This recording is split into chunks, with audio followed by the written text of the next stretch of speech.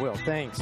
What a privilege, what an honor to be here and recognize the genius that was Bill Shoemaker and to be surrounded by such important friends as Rich Branson. It really is a privilege, and it was 34 years ago that I first met Rich, and he introduced me to the wonder of what is the ICU, and I still have the privilege of working alongside Rich in the ICU to this day. It was 26 years ago. I came to my first FCCM meeting. I was a young major. First time I put on my dress uniform was to come here and present. 2 months later, I was over in the middle of England, desperately calling Rich, trying to figure out what to do with 55 Puritan Bennett MA1 ventilators that had been in storage because we were in the Gulf War and we were the receiving ICU facility, and I didn't even know how to make PEEP on those Puritan Bennetts without Rich's help. So we're going to take a journey. We're going to have some fun. We're going to talk about things that are very important to me, but these people are very important to me. The gentleman up to the top left is my mentor, then Brigadier General Carlton, then Major General Carlton, the Surgeon General of the Air Force, and he led us to many great things. Obviously, that's not the Rich Branson, that's the Rich Branson. Chris Farmer and Bill Beninati are two good friends who are here, and I hope they'll be recognized here in a little bit. They helped with the genesis of CCAT. We're going to talk about all those things. And Chief Rodriguez, Chief Master Sergeant, recently retired as the Senior Respiratory Therapist in the United States Air Force. I apologize. I may overstate the case a little bit. As much as possible, there's literature to back up what I'm going to show you. I apologize for my biases, but I'm a surgeon. Not always right, but I'm never in doubt. So we've got a lot to talk about. Hang on. Here we go. So this is going to be the outline. There is a golden hour, and we're going to go through all these things sequentially. I apologize for some of you if you're not very familiar with some of the things, but this is the entire en route care now. This is critical care, and the difference is now we, the military, embrace critical care from the point of wounding all the way till we get our warriors home back to the United States. So what's unique now, especially in the last 3 to 5 years of war fighting, is we've recognized that if you get a soldier to one of our level 3 facilities alive, they have better than a 98% chance of surviving. The issue for us has become a recently published paper showed us that 87% of all of our casualties who die do so before they even get to the first surgical intervention. And of those casualties, perhaps as many as 1/4 could have survived had we done everything right. So there's been a shift, as I say, to the left. We're looking at pre-hospital care and focusing intently on how we might be able to do that. Now, again, for those non-surgeons here, I'll let you in a dirty little secret. The golden hour that we surgeons have talked about for 40 years has no literature behind it, or had no literature behind it until this paper. This is a paper published last year in JAMA by Russ Cotwall and a number of colleagues that actually looks at, and I'll show you the evidence that there really is a golden hour, at least on the battlefield. We owe this to the SecDef, Secretary Gates, who, as you can see in the quote, because of both a morale and a moral obligation, just made it a dictum that we would sweep our casualties whenever humanly possible off the battlefield and have them to a care point within the first 60 minutes, as opposed to what had been the theater policy through Iraq and most of Afghanistan up through that time of trying to clear them within 2 hours. Russ Cotwall and his group then took advantage of a before and after analysis and looked at the difference in our casualty care. And you can see that the median length of transport time fell by almost 50%. But what was even more telling is that the casualty and the survivor rates were very dramatically impacted by this single statement by SecDef. You can see the before and afters. And my first thought when I saw this data is, well, by getting them off the battlefield more rapidly, we would simply change killed in action, which means you are dead before you get to surgery, and that we would make them died of wounds because we'd get mortally wounded soldiers off the battlefield only to die in our hospitals. That would have translated to an increase in died of wounds, but you can see it did not. Instead, what we did is had an increased salvage of survivorship of almost 9%. And looking at this graphically, one can see the transition. This is when the mandate came into place, and the trend line, because of our experience over time, one would have hoped or anticipated that our mortality would have followed this trend line, but instead it followed this trend line, which translated into almost 359 lives saved during the Afghanistan battle. So there is a golden hour, and whether it means you have to be in a facility or be rendered a life-saving intervention still remains to be determined. And that's because these teams are out there now. Number of acronyms. We in the military love our acronyms. These are all the various medical teams that can deliver care, everything from a basic EMT in the back of the classic dust-off helicopter through this group called the MERT. The British have really laid down the gauntlet for us. The medical emergency response team carrying an anesthetist, 2 critical care nurses, and an Army control fire team, they actually fly out to the battle scene right behind where the firing's going on, pick up the casualties, and render care from the very far forward. And their casualty survival statistics are remarkable, and they're a challenge to all of us. And I'll return to this a little bit later on when I talk about en route critical care. This is a committee that I've been very privileged to serve on. The Committee on Tactical Combat Casualty Care actually arose out of Mogadishu, when the Special Forces medics, all enlisted personnel, said, well, what you've taught us to do in a firefight is no good. If you teach us to do ATLS, it will only get us killed. And if we're killed, we don't do any good for our wounded soldiers. The TCCC is, by conduct, 75% enlisted personnel from Special Forces. There's only 25% officers and other civilians allowed. And this is the vision: treat the casualty, prevent additional casualties, and then complete the mission. All care in the pre-hospital environment has been segregated into only 3 segments: care under fire, tactical field care, and tactical evacuation care. The first rule of medical treatment in phase 1, care under fire, is return fire. And if the casualty is capable of returning fire, tell the casualty to return fire so you can suppress the enemy. This has completely changed the way we do pre-hospital medicine and is now being translated into the civilian world, as I will show you here in the next few slides. Those of you interested, all of the TCCC guidelines are out and available publicly, and they're published in this, the military version of the PHTLS manual. Well, let me show you some of the differences. It's very simplistic. It's made to be very rudimentary. It's also evidence-based as much as possible. We looked at the evidence that suggests that IV fluids in the field actually are more injurious than they are helpful. And for the TCCC, if the casualty is conscious and mentating or the casualty has a palpable pulse, the TCCC does not advocate IV fluid administration in the pre-hospital environment for as long as you have that casualty, as long as you can feel a pulse. No IV fluids necessary. We give PO hydration. We give PO antibiotics. We give PO pain administration, as we will show you subsequently. So, for us now back in the United States, does that translate back to Kansas? Does that translate back to Cincinnati? I will tell you unequivocally yes. As a trauma surgeon in Cincinnati now for the last 6 years, we have advocated and changed the pre-hospital requirements for the City of Cincinnati Fire Department. We now tell the paramedics in Cincinnati the absolute same thing. If you have a gunshot wound victim that has a pulse or is talking to you in a lucid fashion, do not put an IV in them. Do not give them IV fluids. Bring them to us, and we'll look at it from there. No IV fluids in the field. Those of you who have seen a military trauma presentation in the past almost invariably see this one. This one's very personal to us. This one was one of the first casualties lost after 9/11. This belongs to a medic who bled himself to death while caring for the other casualties in his platoon. And you can see the number of ineffective attempts to create a tourniquet. They sought shelter in an Afghani schoolhouse. You can even see a child's paintbrush there trying to make an effective tourniquet. Tourniquets work. I was an EMT, and in college I was trained never use a tourniquet. They're bad things, and in fact today you will still hear people tell you that. I will tell you just the opposite. Tourniquets save lives. They must be used, and if they're used correctly, you will save far more lives, and there's no significant evidence that tourniquet use in under 4 hours renders any serious injury. This was a weekly, daily, and sometimes 4 or 5 times a day occurrence. This is a combat wound, and instead of having an exsanguinated, cold, hypothermic patient who was hemorrhaging to death, you'd have a warm, well-perfused patient. And actually, for my anesthesia colleagues, that tourniquet stayed on until they were asleep in the operating room, until we cut down on the vessels and we placed a shunt, and then we'd take the tourniquet down. I recently had the opportunity to go to Boston and hear the EMS presentation. And in the United States, during the Boston Marathon bombing 4 years ago, the most commonly acknowledged mistake by Boston EMS is they didn't have their tourniquets. There, in fact, in that picture, you can see a young man who's lost his lower extremity, and he has an ineffective tourniquet. Of the 23 lower limbs that were blast injured and required a tourniquet, only 5 actually had a usable, viable, effective tourniquet. Boston EMS was staged at the finish line, and when the bomb went off, all their tourniquets were back on their rigs, which is why the United States military, we believe so wholeheartedly in tourniquets, is you are out of uniform if you do not have your tourniquet in your blouse pocket with that red tab showing. Even a dumb doctor like me in theater, I have to have my red tab showing.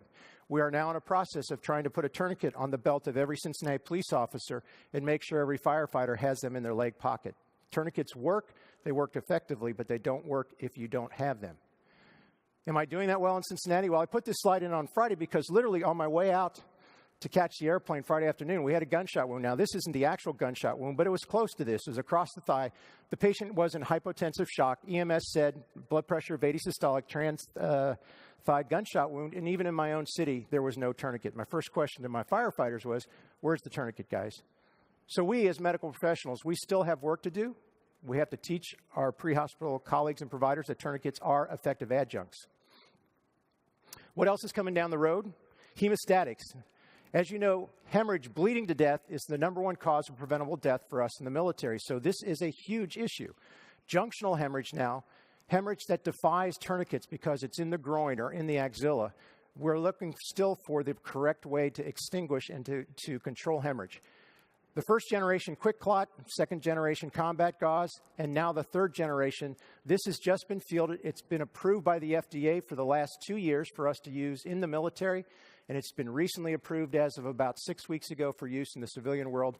Those are chitosan sponges, which you can inject into a cavitary wound. They expand, they are procoagulant, and they will actually exert a little bit of back hydraulic pressure, usually good enough to create venous, but not necessarily arterial tamponade.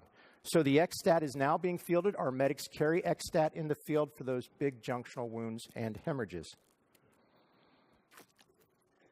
What's the other thing that's different for me now as a surgeon? I'm not a vascular surgeon, but I've done a fair amount of vascular surgery, and this is what we teach all of our surgeons, our young general surgeons in the field. Even in the small tent hospital, that's manned with only a single surgeon and one small table in a tent, you may not be able to repair the artery, but this works devastatingly well. This is a simple piece of intravascular plastic tubing. It's an Argyle shunt. We can shunt the limb, shunt the vein if possible, the artery as always, and then do fasciotomies. Data from our war woundings suggests that over 90% of these shunts are patent for the first 4 hours. You don't need to anticoagulate the patient. And again, instead of receiving a patient at the next hospital with a cold ischemic limb, I have a patient who's reasonably well resuscitated, who's warm and well perfused, and shunts work very well. So now in Cincinnati, it's very rare for me to do a vascular reconstruction at 3 o'clock in the morning. If I get this kind of injury, like the gunshot wound to the superficial femoral artery, I'm going to take the patient up, I'm going to place the shunt, I'm going to resuscitate the patient, I'm going to temporarily close them, I'm going to warm them in the ICU, and I'm going to wait till 7 o'clock in the morning when I have a couple more partners in the house, when I have backup, and when I have enough luxury of additional resources that I can spend the 3 to 4 hours that it requires for reconstruction and repair. And oh, by the way, we've already washed out the acidemia downstream, so I have a much more stable patient who will tolerate that procedure. Now, I know yesterday you heard a lot about ketamine from some of my colleagues. I will tell you that this is one of the more dramatic changes in my own personal practice. I use ketamine extensively. I use ketamine, and it is a transformative drug in the trauma bay, and it is a wonderfully potent analgesic. And the reputation it has for dissociative fugues and very terrors is, in my personal experience of over about 5 years now, and probably well into the 400 to 500 administrations, is well overplayed. I've not seen that. But ketamine now is the preferred analgesic for the military. It is used and very facilely used. It is now the preferred route actually for the medics in the field is to use an intranasal injection. And in fact, in Cincinnati, we're going to be using the intranasal injection in a military-funded DoD research effort out in the pre-hospital care environment. The onset of intranasal ketamine is very rapid, almost as rapid as IV or IM administration. And it is, as you all know, both a potent analgesic and as well as a bit of an amnestic. So I honestly do mean that. I, as Rich will tell you, have sometimes been a victim of accidents when I've been cycling, and there were a couple times I've been taken to the trauma center. My Med Alert bracelet now has my name, and it says, really, if found down, give me ketamine. I don't want to remember what you guys are going to do to me next, because I tell you, me being in my own trauma bay is probably one of the more dangerous things I could think of happening to me in Cincinnati, Ohio, because there's some paybacks. So yeah, ketamine. Who recommends ketamine? These are all the people in the military. And interestingly, I was just running through some emails. The American College of Emergency Physicians just posted a consensus paper that now advocates ketamine as well as a frontline agent in multimodality pain therapy. I am a medical director for a few life squads still in Cincinnati. I started as a firefighter, and I'll tell you, I lose a whole lot less sleep knowing that my paramedics have ketamine versus morphine. This is what we'd see time and time again. I forgot to mention, but tourniquets, if you put one on effectively, they hurt. They hurt a lot. So you got to be ready to follow it up. And ketamine, in my estimation, is the ideal agent. The patients sleep or will continue to protect their airways. They will defend themselves. They will respond appropriately. And it is a wonderful analgesic agent. Finally, I'm pleased to tell you that morphine is no longer advocated. It is a third-line drug for the military. We've used morphine since the Civil War.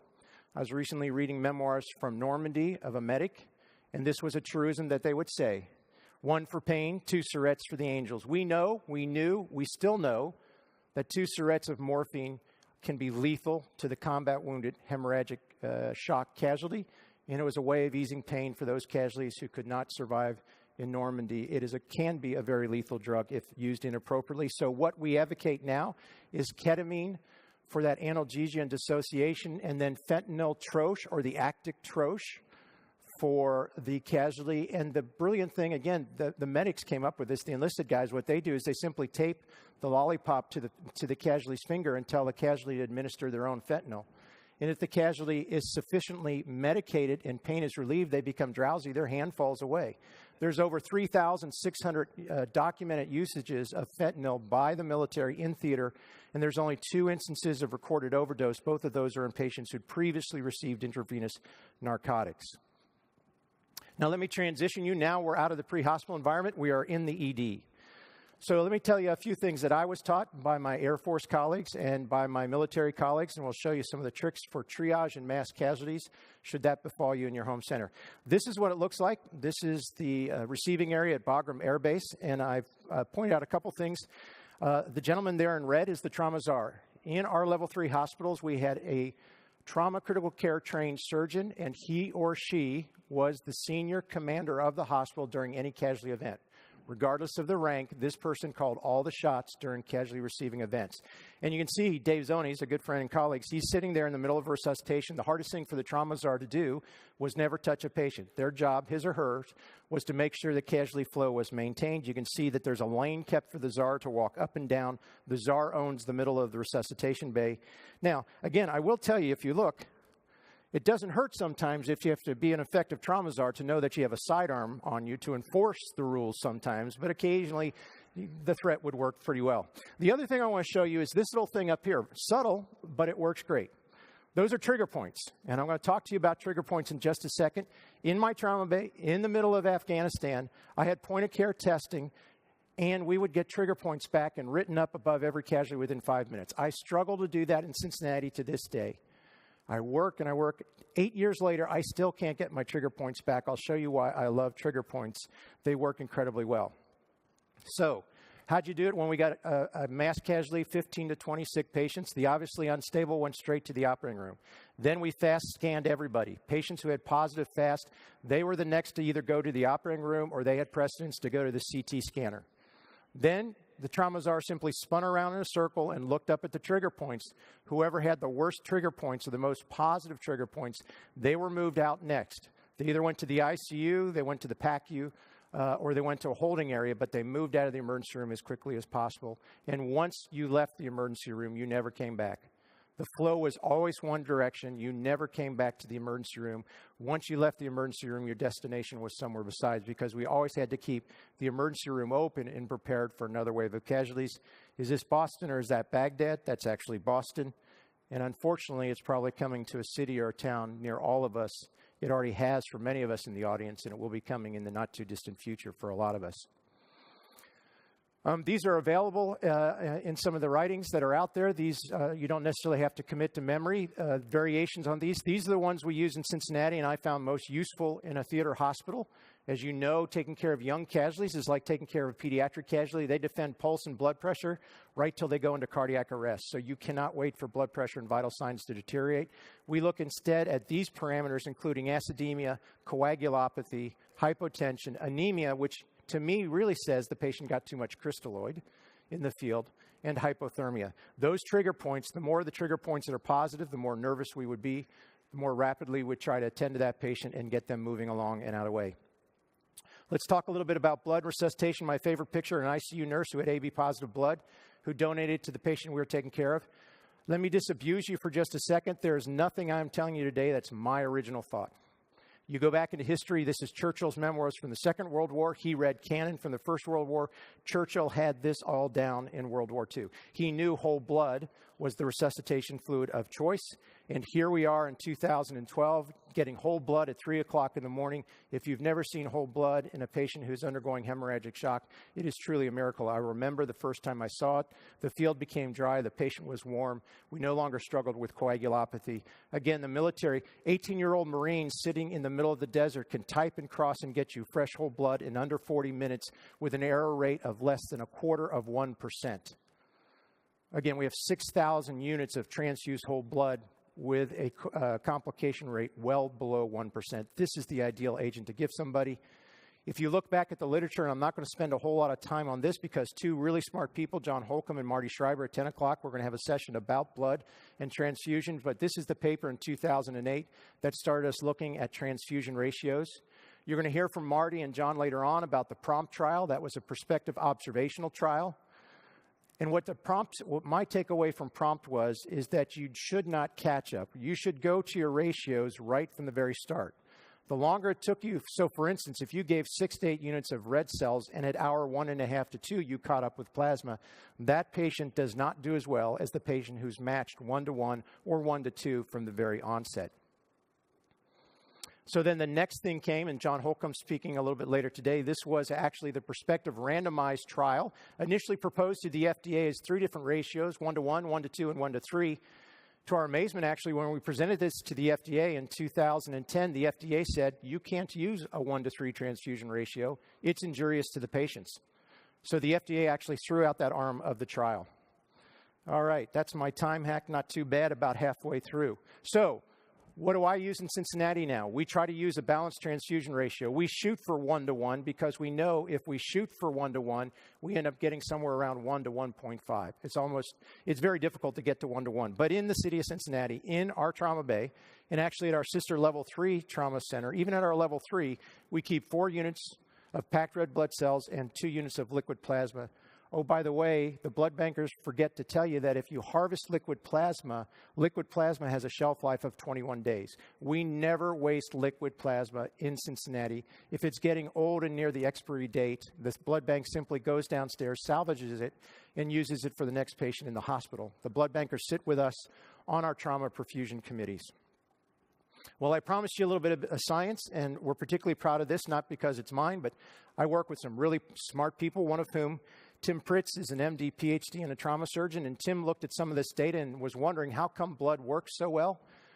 Well, he came to the realization that a history of shock and resuscitation, and if you think about it, we've shocked animals forever, and we either give them back crystalloid or their own shed blood. Nobody up until Tim and Amy came along actually created a blood bank model, stored blood, allowed blood to age and develop storage lesions like what we do with a human being until this model. So Tim took isogeneic mice.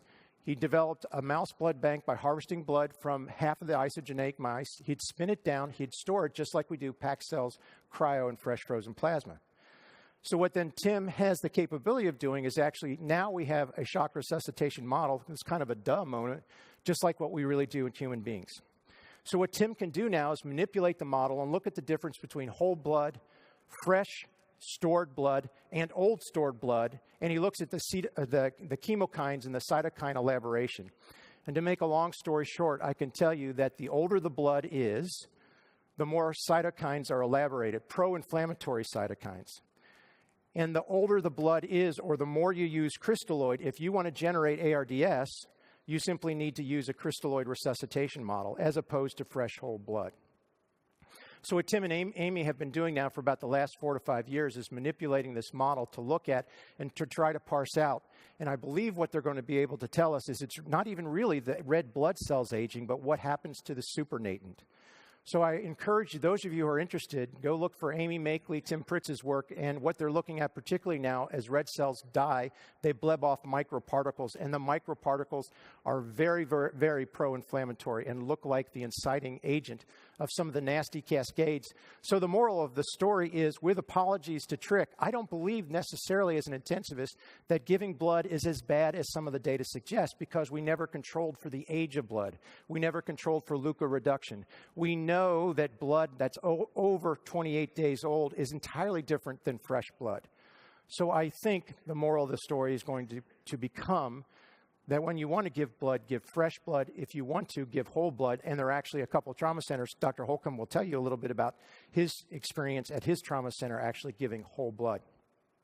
Tranexamic acid, the Europeans have been using it forever. The British, the UK down at Bastion actually showed us how to use this. And we were noticing that everybody coming out of Bastion was doing particularly well because they had received tranexamic acid. A retrospective review demonstrated that in an injury-matched cohort, that those who received tranexamic acid from the British actually had an increased survival. So tranexamic acid at 1 gram is now incorporated. These are actually the military guidelines approved by SecDef. It tells our paramedics in the field, the Special Forces medics in the field, are told to administer 1 gram of tranexamic acid at the time of injuring. Coagulopathy. When I left in 2003, I only knew about INR. When I come home now today, I don't even use INR. I can't tell you the last time that I looked at an INR other than as a predictive stratifier in the emergency room. This is a tag. Keep it simple. Keep it surgeon simple. Okay, it's really quite simple. You look at the R time if you need a plasma. You look at the K and the alpha angle for cryoprecipitate.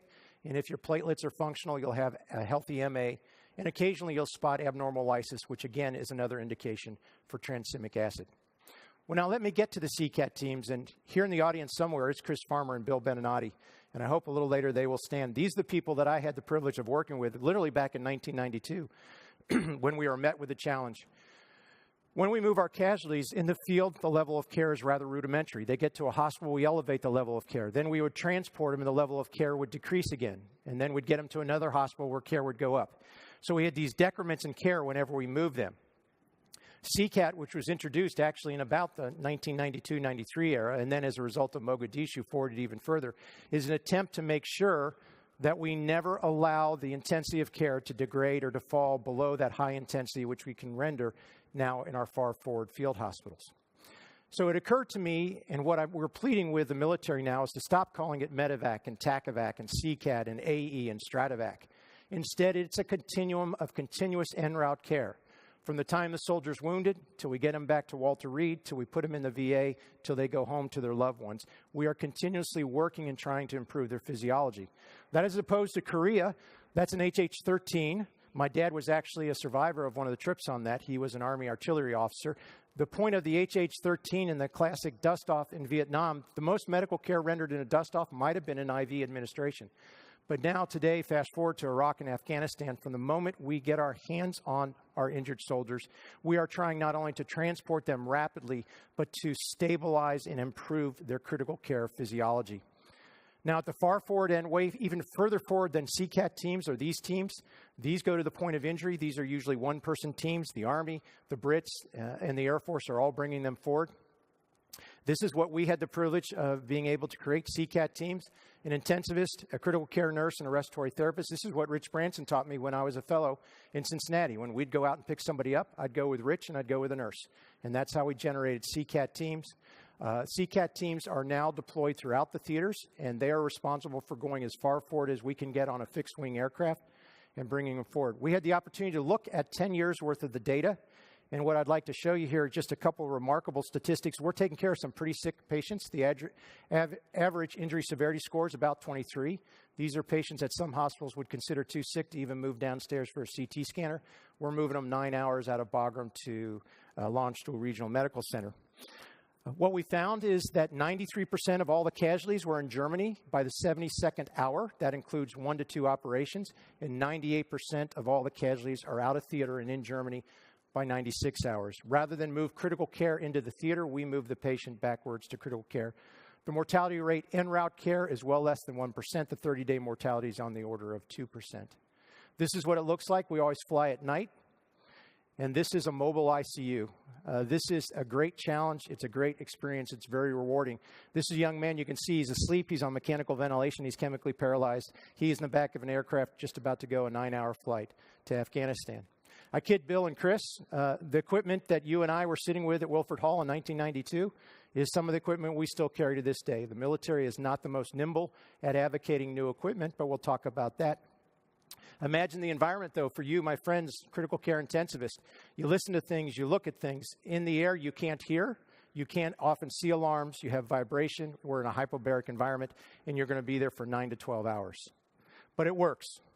This young man, Staff Sgt Mills, is one of the 12 quadruple amputees who've survived. We had the privilege of hosting him back at Cincinnati, where we train all the Air Force Seacat teams. Staff Sgt Mills walked in on those 2 Bluetooth legs, walked faster than I did, and he spent the day with us, the young lady all the way there on the left. Captain Laura Reddick was actually the Seacat doc who transported him out of Kandahar and helped bring him home. It is really quite a reward to be able to take care of these people. This is what we look like in Cincinnati. We're one of 5 military trauma training centers for the military. That's our simulation room, and this is what it looks like when we turn the lights off and we put 85 decibels of jet engine noise to train our teams of what it's like to work in that kind of environment. You have to rethink everything. You have to get away from your normal cues, and you have to learn new cues. There's opportunities now for equipment. We're particularly interested in how autonomous controllers can help. This is actually a study that we were funded by the Navy to see whether we could control autonomously oxygen concentration. You don't worry about running out of oxygen in your hospital. We do worry about running out of oxygen on a transport. So we looked at oxygen saturation and then gave the algorithm the opportunity to turn down inspired oxygen concentration every 5 seconds as it saw fit to keep them between 93 to 98%. You can see in this patient here, actually through a pulmonary embolus, and the controller managed the patient without hypoxia seamlessly. At the end of the protocol of 95 patients, we were able to demonstrate both safety, and we saved about 40% of oxygen volume. You can do this with arterial blood pressure, an autonomous closed-loop controller. This is George Kramer's Galveston group. And what I think is on the horizon for all of us here, what is the next challenge is to put multiple controllers on a patient, because now we have to have controllers cross-talking to controllers. In this cartoon, imagine a patient who has a closed head injury. You want to use hypertonic saline for the intercranial pressure. You're looking at a fluid controller to manage their blood pressure, and perhaps you have an autonomous controller or ventilator that's adjusting PEEP. That's going to be complicated, but I can tell you it's on the horizon. We are actually trying to do this in our lab right now. It's coming. Let the controller do the mundane, and it'll do it much better while you focus on the higher altitude approach. Here's one of the studies we did. We were interested in what happens to intercranial pressure during takeoffs and landings. This was a data slaver, and you can see that during takeoff and landings, we'd have spikes in intercranial pressure as seen here. We're still trying to digest all the data, but the point of the matter is during takeoff and landings, we usually have ICP spikes, so now we drain. We have our Sicat teams at the patient's bedside during takeoff and landing. I don't have enough time, unfortunately, today, but here are some of the pressing issues that we, the military, coming to societies such as this. These are the questions we need answered. We talked a little bit about ICPs and traumatic brain injury patients while you're moving them. What happens if you become hypoxic en route? Well, we know the injurious effects on a traumatic brain injury, but we don't know how that interacts when you're also hypobaric. You saw the Washington Post article talking about this a few months ago. This has garnered a significant amount of interest. We are currently looking at that environment that's 8,000 feet in altitude and often also hypoxic. We also know that by transporting patients, sometimes bacterial overgrowth occurs. Perhaps it's the hypoxia, perhaps it's the temperature. These are all the questions and many, many, many more that societies such as the Society of Critical Care Medicine will engage, hopefully with us, to answer so we can do better. This is your society's impact on what we do. In the theater at level 3s now, there has to be an intensivist. These are multidisciplinary trauma critical care rounds. Whether they're in the tent or a relatively fixed hospital in Bagram, you can see that the message has come across, and it's now a mandate for us to provide. So our goal, our hope, is to get them from Bagram to launch stool, not just alive and in one piece, but actually physiologically better. Monitors have to get better. I compare this to World War II. When you'd spot a plane with a pair of binoculars, you neither knew where the plane was or where it was going. Today's F-22 has a complex radar that tracks where the adversary was and where they will be. I think our monitors are failing us right now because they are static. I think we should take advantage of monitors to collect granular data, and perhaps like this called the cardiorespiratory index. analyze that data, and give us an algorithm that works better for us, compute the math, do the math that we can't do, collect the data instantaneously. And essentially what this CRI, if it proves to be its promise, essentially it's going to give my young medic a speedometer telling you the patient's in the green, the yellow, or the red zone. But that's only going to be possible if we change monitors to be thinking monitors, monitors that can work granular for us. This is actually partly monitor, partly computer. I think that's where we must go. We must use monitors that can do algorithms. And oh, by the way, Sicat Teams, we carry 400 pounds of equipment. We don't like to carry extra batteries, extra chargers, extra this, extra that. This monitor, a multifunction monitor, that actually incorporates through USB a plug-and-play ultrasound unit and also does video laryngoscopy. So now I've compacted into 12 pounds my brains, my monitor, and my adjuncts. And if we do this really right, we should use a computer like I was just using my computer in the back. I would hope that the next generation of monitors for us in the military, the first thing they're going to do when you boot up the screen, it's going to ask, who are you? Well, I'm a 91 Whiskey Medic. Okay, 91 Whiskey Medic, I'm going to give you a whole display screen that's tuned into the 91 Whiskey Medic. I'm going to tell you to look for things. I'm going to give you certain things to use, and I'm not going to let you access the other. Maybe you're an MD. Maybe you're a CCAT doc. I'm going to give you different algorithms. I'm going to give you pharmacology. I'm going to give you different access. If I can boot that up on my Surface Pro, why can't we boot that up on our ICU computer and use that and leverage that to take better care of our wounded soldiers? Well, I think I'm winding down almost successfully. The challenge is now ours. I will tell you that the challenge that lies ahead for us is the Army, the Navy, and the Air Force, I think, have done a reasonable job over the last 10 years because we came together and developed a joint system. But now as peace breaks out, we're all going back into our separate silos. And the biggest challenge for us right now is to develop a truly joint trauma system. On the horizon, this is a memorandum signed by my ultimate military medical boss, Secretary Woodson, and Dave Hoyt, who's the president of American College of Surgeons. This is a collaborative agreement over 3 years that's going to help the military, we hope, truly become a purple-suited joint trauma system. The goal will be to develop a single military health systems committee on trauma, which will set down rules, guidelines, and provisions for all 3 sister services. So we will have clinical practice guidelines in coherence that will treat patients along this continuum in some kind of predictable fashion. That is yet to occur. It's already disintegrated markedly since we've left the theater, but this is the challenge that lies ahead of us. Could we have the house lights up for just a second? Particularly, I'd like to thank Chris Farmer and Bill Beninati. Bill and Chris, if you would please stand. These are the real godfathers in my estimation. There's Bill and Chris. And then, thanks, brother.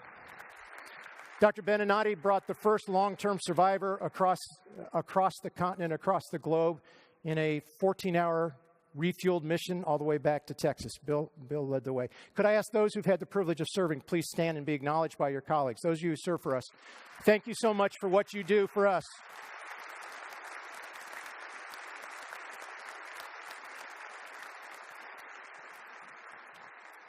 And then I just will end with this montage. If there's a better job than to be a physician who gets to care for our wounded warriors, I have yet to find it.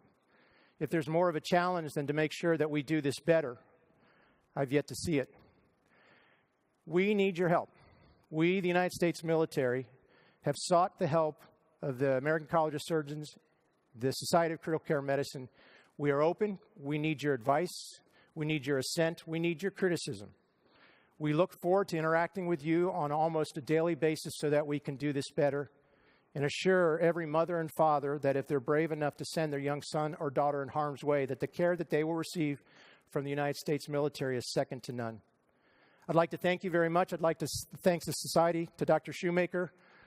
It's a wonderful privilege. I've known him for so long. To be the honored speaker today is truly an experience of a lifetime. Thank you very much.